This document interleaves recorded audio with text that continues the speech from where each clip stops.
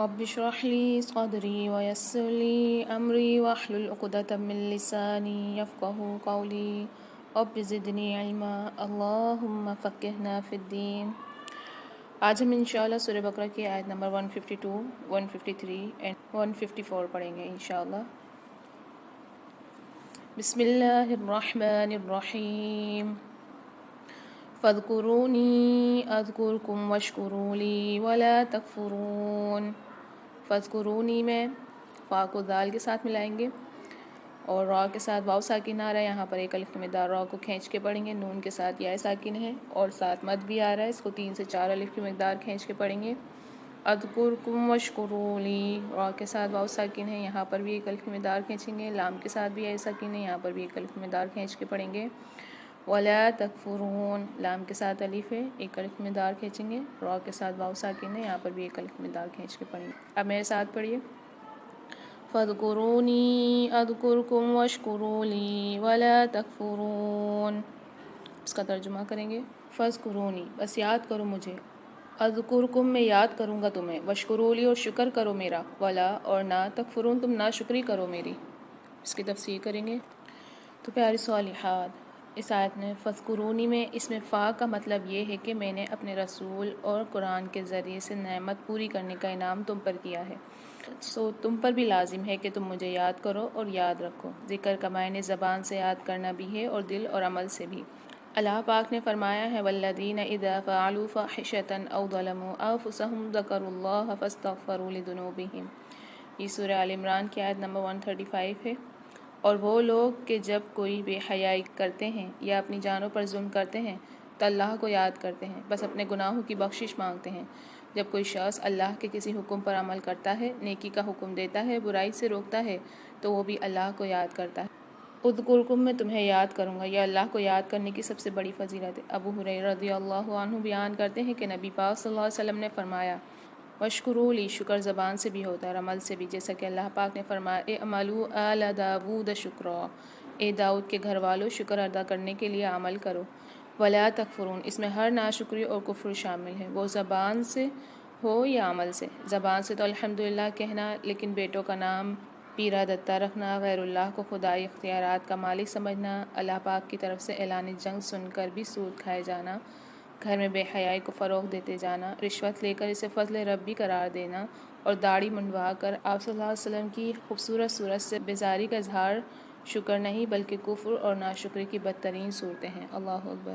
تو پیاری صالحہ، یہ آیت ایمان، محبت اور تعلق کے بندگی کی بنیاد ہے۔ اللہ پاک اپنے بندوں سے محبت بھرے انداز میں فرماتا ہے کہ اگر تم مجھے یاد کرو گے تو میں تمہیں یاد رکھوں گا، یہ ایک محبت کا وعدہ ہے۔ فاذکرونی میں تم میرا ذکر کرو، یعنی اللہ کو دل، زبان اور عمل سے یاد کرنا، کبھی تسبیح کے ذریعے سبحان اللہ، الحمدللہ کہنا، کبھی نماز میں دل سے جھکنا، کبھی مصیبت میں یا اللہ مدد کہنا، یہ سب ذکر ہے۔ اذکرکم، میں تمہیں یاد رکھوں گا، اللہ پاک فرماتا ہے میں بھی تمہیں یاد رکھوں گا، یعنی تمہارا خیال رکھوں گا، تمہاری مدد کروں گا، تمہیں رحمت میں لپیٹ لوں گا۔ واشکروا لی، شکر صرف زبان سے الحمدللہ کہنا نہیں بلکہ دل سے ماننا ہر نعمت اللہ کی ہے اور عمل سے اس نعمت کا صحیح استعمال کرنا ہے۔ ولا تکفرون، ناشکری نہ کرو، کفران نعمت یعنی نعمتوں کو بھول جانا یا گناہوں میں ضائع کر دینا۔ جب بندہ گناہ کرتا ہے تو دراصل وہ اللہ کی دی ہوئی نعمتوں کی ناشکری کر رہا ہوتا ہے۔ یہ آیت ہمیں یہ سکھاتی ہے کہ اللہ کا ذکر انسان کو غموں سے نکالتا ہے، شکر انسان کے دل میں سکون لاتا ہے، ناشکری انسان کو محرومی میں ڈال دیتی ہے۔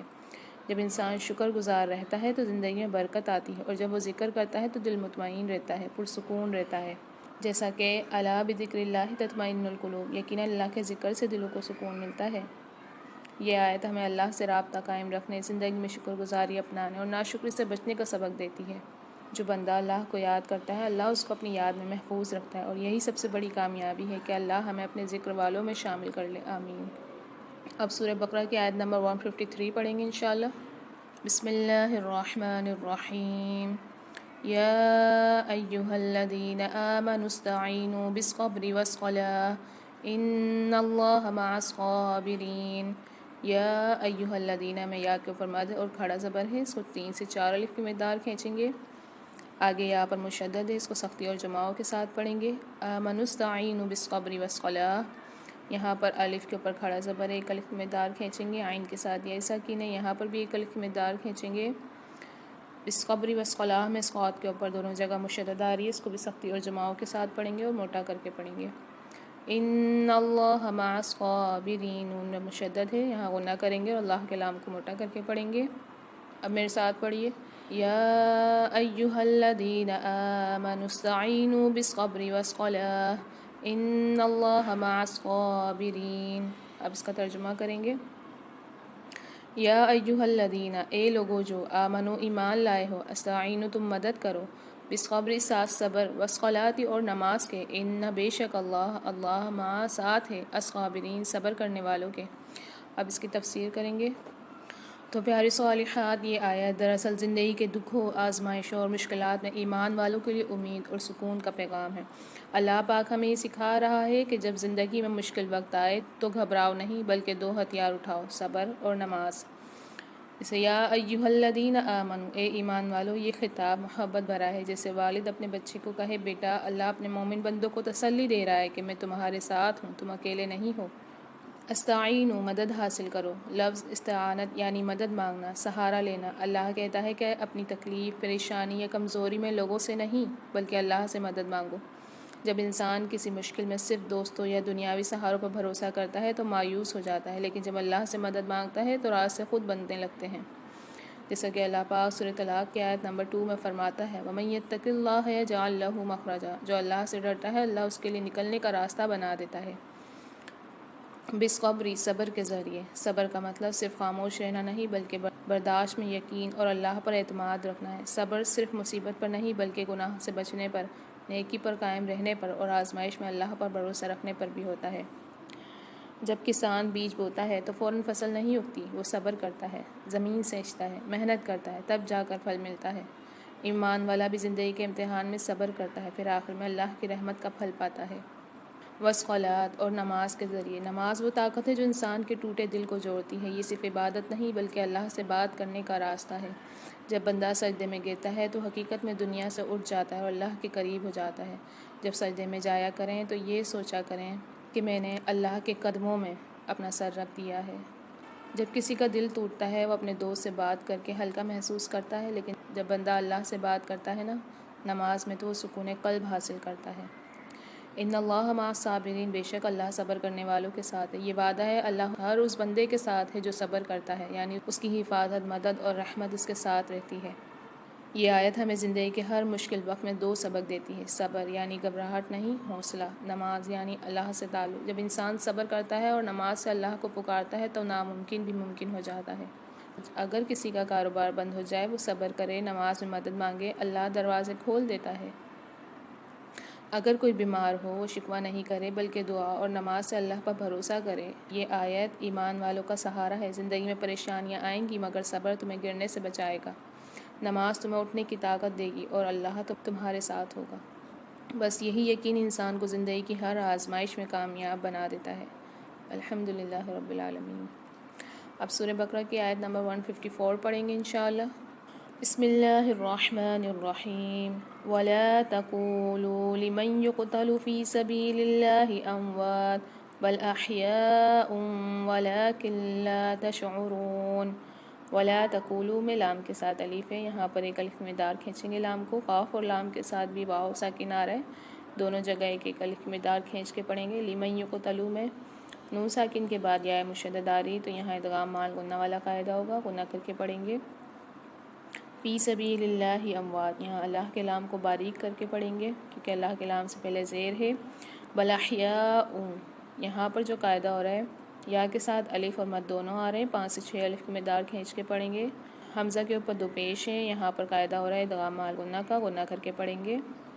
وَلَٰكِن لَّا تَشْعُرُونَ، یہاں پر نون ساکن کے بعد لام مشدد آ رہی ہے تو یہاں قاعدہ ہوگا ادغام بلا غنہ کا، یہاں غنہ نہیں کریں گے، ادغام کر کے پڑھیں گے، ٹھیک ہے۔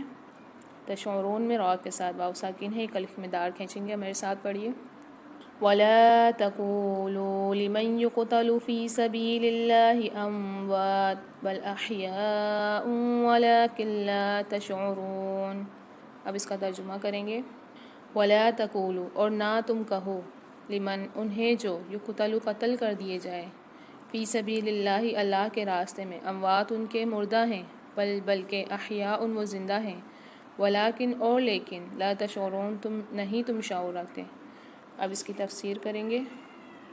تو پیاری صالحات، یہ آیت ایمان والوں کو حوصلہ، امید اور ایمان کی روشنی دیتی ہے۔ یہ پیغام ہے ان سب کے لیے جو اللہ کی راہ میں قربانی دیتے ہیں، جان، مال، وقت یا آرام کی۔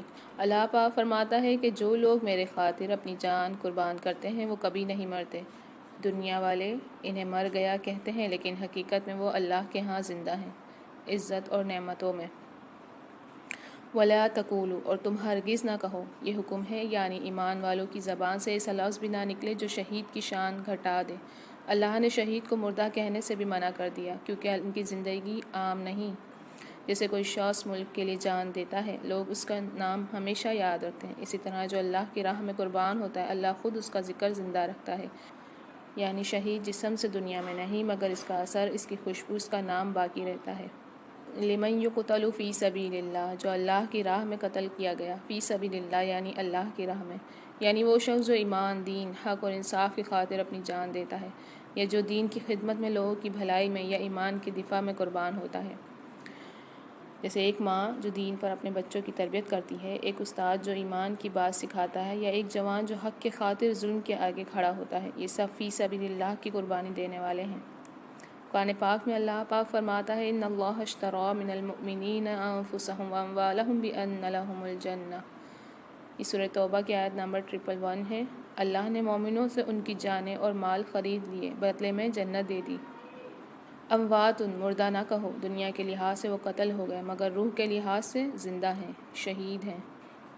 اس آیت سے آیت ریلیٹ کرتی ہے وَلَا تَحْسَبَنَّ الَّذِينَ قُتِلُوا فِي سَبِيلِ اللَّهِ أَمْوَاتًا بَلْ أَحْيَاءٌ عِندَ رَبِّهِمْ يُرْزَقُونَ۔ یہ سورہ آل عمران کی آیت نمبر 169 ہے۔ جو اللہ کی راہ میں مارے گئے، انہیں مردہ مت سمجھو، بلکہ وہ زندہ ہیں اور اپنے رب کے پاس رزق پاتے ہیں۔ بل احیاء، بلکہ وہ زندہ ہیں۔ یہ وہ زندگی ہے جو جسمانی نہیں بلکہ روحانی، ابدی اور برزخی ہے۔ وہ جنتی نعمتوں میں رہتے ہیں۔ وَلَٰكِن لَا تَشْعُرُونَ، لیکن تم محسوس نہیں کرتے، یعنی تمہاری آنکھیں اور عقل صرف ظاہری چیزیں دیکھتی ہیں، اللہ کے راز اور روح کی حقیقت نہیں سمجھ سکتی۔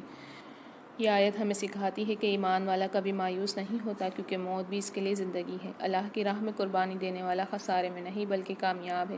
دنیا والوں کے نقصان کہنے سے فرق نہیں پڑتا، اللہ کے نزدیک وہ سرفراز ہے۔ جب کوئی شخص دین کے لیے وقت، دولت یا طاقت لگاتا ہے، چاہے لوگ اس کی قدر نہ کریں، اللہ اس کی قربانی کو زندہ رکھتا ہے۔ اسی لیے دین کے شہید، نیک لوگ اور صالح بندے آج بھی زندہ ہیں، لوگ ان کی ذکر سے ایمان تازہ کرتے ہیں۔ الحمدللہ رب العالمین۔ تو پیاری صالحات، یہ آیت ایمان والوں کو یہ یقین دلاتی ہے کہ اللہ کی راہ میں مرنا اصل زندگی ہے۔ شہید کبھی مرتا نہیں، دنیا اس کو بھول جاتی ہے مگر اللہ نہیں بھولتا۔